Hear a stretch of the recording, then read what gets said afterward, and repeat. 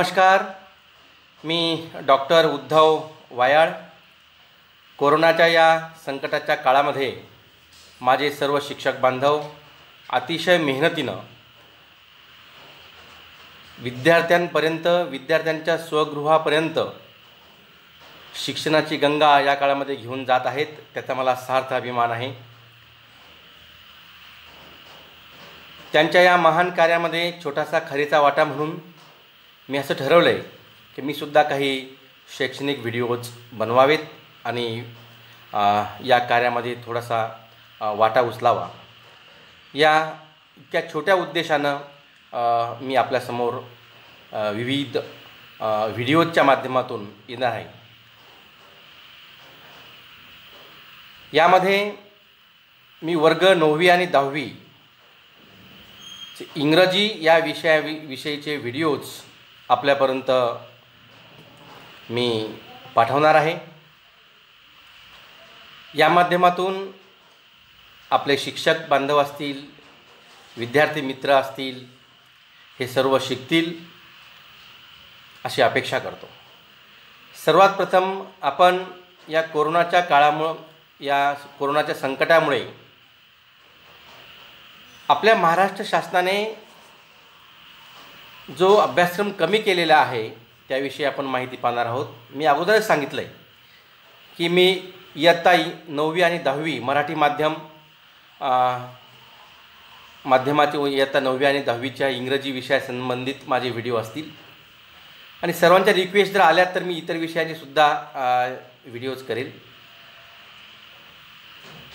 सर्वप्रथम महाराष्ट्र शासनाने यावर्षी शैक्षणिक वर्ष 2020-21 मध्ये इंग्रजीचा जो सिलेबस, जो अभ्यासक्रम, जो पाठ्यक्रम कमी केलेला आहे त्याविषयी आपण प्रथमतः माहिती पाहणार आहोत. याविषयी शिक्षक बांधव असतील, विद्यार्थी मित्र असतील, यांनासुद्धा माहिती होणं अतिशय गरजेचं आहे. आणि म्हणून मी सर्वात प्रथम आपल्यासमोर घेऊन येत आहे वर्ग 9वी आणि 10वीचा इंग्रजी विषयाचा कमी झालेला अभ्यासक्रम, जो की या शैक्षणिक वर्षासाठीच कमी करण्यात आलेला आहे. आपण सर्वात प्रथम इयत्ता 10वीचं बघूयात. 10वीचं जे मराठी माध्यमाचं बुक आहे त्याचं नाव आहे माय इंग्लिश कोर्स बुक. आणि जो सिलेबस रिडक्शन झालेला आहे या वर्षासाठी ते याप्रमाणे आपण बघू शकता स्क्रीनवर. एकूण 1, 2, 3, 4, 5 कॉलम दिलेले आहेत. Unit, lesson, page number, details of reduction content आणि इन्स्ट्रक्शन. आपल्याला इन्स्ट्रक्शनसुद्धा दिलेले आहेत, म्हणजे कोणत्या युनिटमधला अभ्यासक्रम कमी झालेला आहे, कोणता लेसन कमी झालेला आहे, कोणते पेज कमी झालेले आहेत आणि नेमकं त्याचे डिटेल्स इन ब्रीफ आपल्याला यावरती दिलेले आहेत. आणि नंतर आपल्या शिक्षक आणि विद्यार्थ्यांना इन्स्ट्रक्शनसुद्धा दिलेले आहेत. बघूयात आपण इयत्ता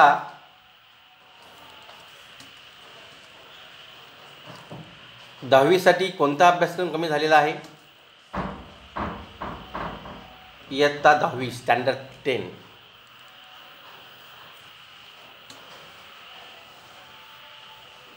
युनिट 1 मधील लेसन 4.2 भोली, page number 130, page number 131 to 138, page number 138 to 139 आणि पेज नंबर 140. याचे डिटेल्स आपण बघूयात. वॉर्मिंग अप ॲक्टिव्हिटी जी आहे, ॲक्टिव्हिटी क्रमांक 2, पिक आउट हिंदी वर्ड्स, हे रिडक्शन करण्यात आलेलं आहे. टेक्स्ट, इंटायर प्रोज वगळण्यात आलेला आहे. English workshop activity number 1 to 6, English workshop activity number 7 and 8. It means that Unit 1 4.2 Voli from Unit 1, and government has given details in column number 4. The syllabus is reduced by our government and instruction given. This part will not be considered for evaluation. म्हणजे याचं मूल्यमापन होणार नाही हे निश्चित आहे. Unit 2 मधील 4.3 ओ captain माय captain ही poem आहे. Page number 142, 143 to 145. Entire poem is redacted by the government for this year. And English workshop activity number 1 to 11. This part is also will not be considered for evaluation. याचं सुद्धा मूल्यमापन होणार नाही आहे. Unit number 3 4.5 Joan of Arc it is a prose. Page number आपण दिलेले आहेत 156 to 161, 161 to 162, 163. Entire text, entire prose is reduced by for this year. English workshop activity number 1 to 6, English workshop activity number 7. This part will not be considered for evaluation.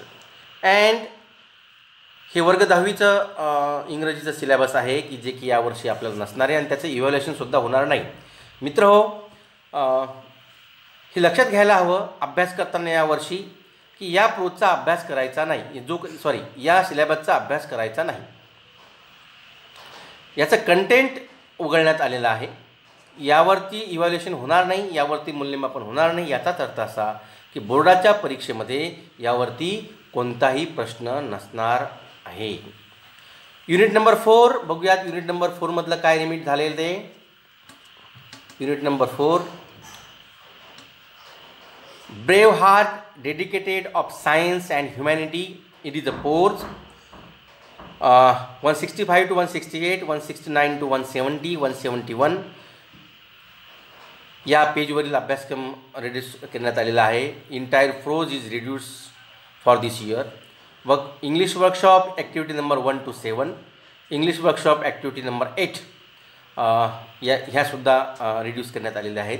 And as usual this part will be not be consider for evaluation. याचंसुद्धा मूल्यमापन होणार नाही. ही अतिशय महत्त्वाची सूचना.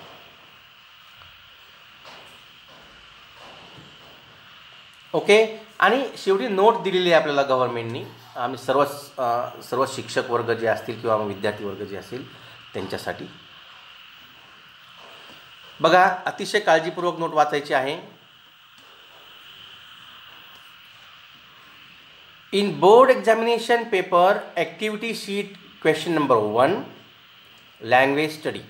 बघा, आपल्याला जी काही 10वीची एक्झाम असते त्या एक्झाममध्ये पहिला प्रश्न असतो लँग्वेज स्टडीचा. Activity A3, B3 and 4 of seen unseen passage and question number 5 B2 dialogue writing are usually based on warming up. Language स्टडीमधील कोणता पार्ट हा वॉर्मिंग अप ॲक्टिव्हिटीज असतो. बघा, ॲक्टिव्हिटी क्वेश्चन नंबर 1 मधील लँग्वेज स्टडीमधील activity A3, B3, 4 of seen and unseen passage and question number 5 बघा, question number 5 B2 dialogue writing are usually based on warming up activity, chit chat activities and language study. These questions and these sub questions depends on warming up activity, chit chat activity and language activity. Therefore teacher should deal with all the warming up, chit chat and language study activities though the subsequent text are reduced. जरी हे text reduce झालेलं आहे पण त्या प्रकारच्या warming up activity ह्या आपल्याला घ्यायच्या आहे as a teacher. Remember it again, I will read again. Okay. In board examination paper activity sheet question number 1 language study activity A3, B3 and 4 of seen and unseen passage and question number 5 B2 dialogue writing are usually based on warming up, chit chat and language study. Therefore म्हणून teacher should deal with all the warming up, chit chat and language study activities though the subsequent text are reduced. जरी हा reduce झालेला आहे तरी त्या पद्धतीची warming up activity घ्यायची आहे. नंतर बघूयात आपण क्लास स्टँडर्ड 9चं कोणतं. बरं, यामध्ये बघूयात या अगोदर की वर्ग 10वीचं किती प्रोज कमी झाल्यात आणि किती पोएम कमी झाल्यात बघा.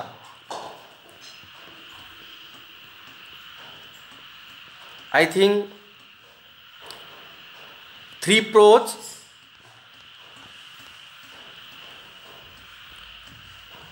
बघा कोणकोणते प्रोज कमी झाल्यात.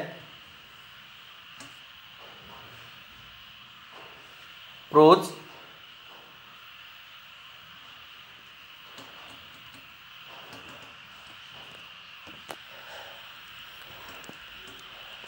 थ्री प्रोज आणि 1 पोएम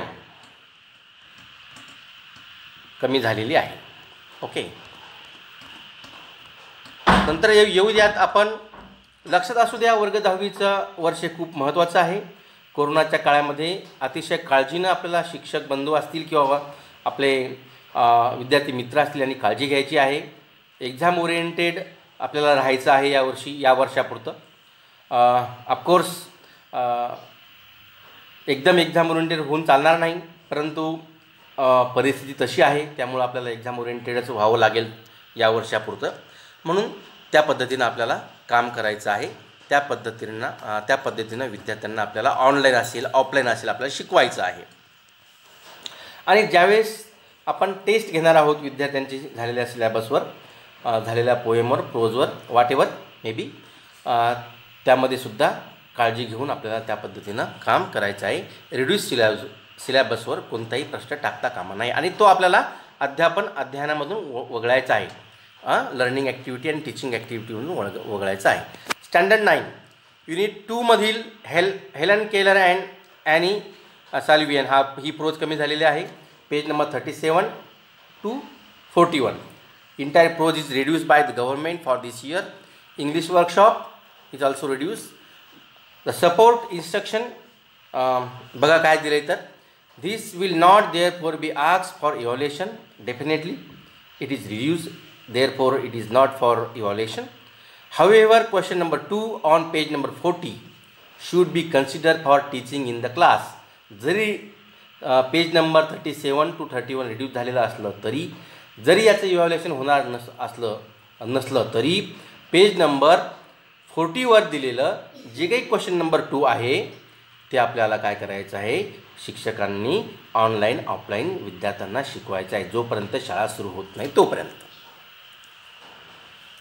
देन युनिट नंबर 2 मधील बघा Mark Twain, it is also prose, page number 43 to 47. Entire prose reduced for this year. English workshop also reduced. बघा इन्स्ट्रक्शन काय दिले आपल्यासाठी. डेफिनेटली रिड्यूस सिलेबसवर कोणताच इव्हॅल्युएशन होणार नाही, कोणताच प्रश्न येणार नाही, पण teacher must take warming up activity and activity on active and passive voice on page number 47.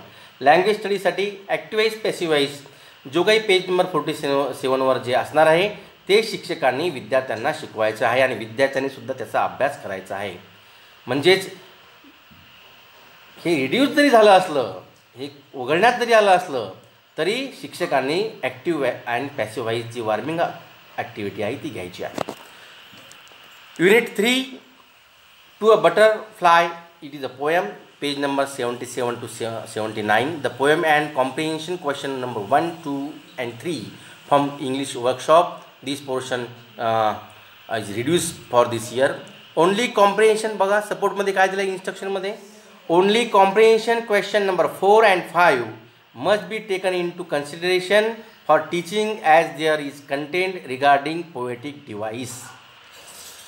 In the poem, according to the literature, poetic devices is very interesting part and teachers should teach to the students and enjoy with the poetic devices, even though reduce it, but teachers must be teach to the students this part poetic, namely as poetic devices.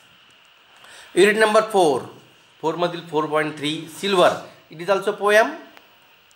2 poem आतापर्यंत reduce झालेले आहेत, page number 104 and 105. The poem and entire English workshop is reduced. This will not therefore be asked for evaluation. Definitely, and another supportive instruction has not given here. So entire part of page number 104 and 105 is reduced for this year. Then also prose again, Unit number 4, 4.4, the term test, prose. Page number 106, 113, text in entire prose is reduced and workshop. It is also same instruction given like as this will not therefore be asked for evaluation. हे सुद्धा मूल्यमापनासाठी असणार नाही आहे. अगदी सोपं आहे. बघूयात आपण. म्हणजे 2 प्रोज 2 पोयम म्हणजे 3 प्रोज वर्ग 9वी मध्ये इंग्रजीच्या सिलेबसमध्ये 3 प्रोज आणि 2 पोयम कमी झालेले आहेत.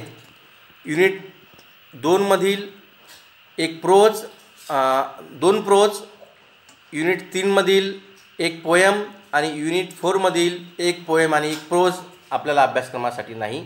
पण सपोर्टिव्ह इन्स्ट्रक्शनमध्ये जे दिलेलं आहे ती आपल्याला ॲक्टिव्हिटी घ्यायची आहे, पोएटिक डिव्हाइसेस घ्यायचे आहेत, लँग्वेज स्टडीसाठी घ्यायचं आहे. ओके. अशा पद्धतीनं वर्ग 9वी आणि 10वीचा हा सिलेबस रिड्यूस झालेला आहे आणि याची काळजी घ्यायची आहे. माझी विनंती असेल शिक्षक बंधूंना की एक काळजीपूर्वक अभ्यासा, व्हिडिओ बघा, कोणकोणता अभ्यासक्रम कमी झालेला आहे ते विद्यार्थ्यांना पाठवा, ऑनलाईन पाठवा. यूट्यूबलासुद्धा तुम्ही माझ्या सबस्क्राईब करा, लाईक करा. काही चुका झाल्या असतील तर सांगा, मी त्या नक्की सुधारण्याचा प्रयत्न करेन. हा सिलेबस परीक्षेला जाण्यापूर्वी, शिकवण्यापूर्वी, अध्यापनापूर्वी आणि अभ्यास करण्यापूर्वीसुद्धा विद्यार्थी शिक्षकांनी अगोदर लक्षात घ्यावा आणि उरलेल्या सर्व अभ्यासक्रमावर मेहनत घ्यावी. घरीच राहा, सुरक्षित राहा. धन्यवाद. भेटूया पुढच्या व्हिडिओमध्ये. यूट्यूब चॅनल पहा, त्याचा उचित प्रकारे प्रसार करा, सबस्क्राईब करा. धन्यवाद. भेटूया दुसऱ्या व्हिडिओमध्ये. नमस्कार.